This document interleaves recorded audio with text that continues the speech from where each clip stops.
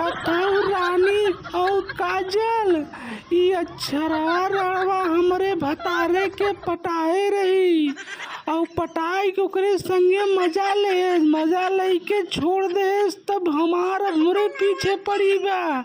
हमार तलाक देवावता हमरे भतारे के खूब फुलावत ई रड़वा ना घर फुकनी हवय।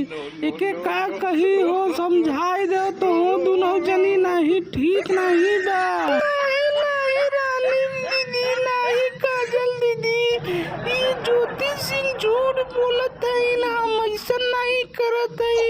हम इनकरे भतारे से बतियात नहीं है दीदी, तब ये हमें लसार के मारत है। इनके समझाई दे दीदी। अच्छा तू ठीक नहीं करत हऊ कि तू ठीक नहीं करत हो, केहू के घर ना फूके चाहे।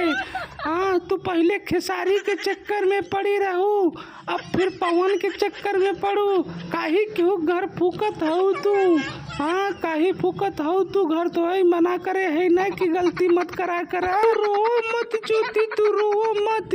हम सब के समझाओ वीरड़वा के ऐसे ही बढ़ाई कि एकर कर्तव्य नहीं सही बा, इके समझाओ हमहो सब समझाओ।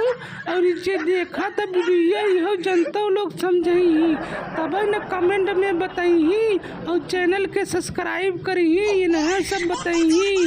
एकर झूठी उपार के मारा जाए हम सब।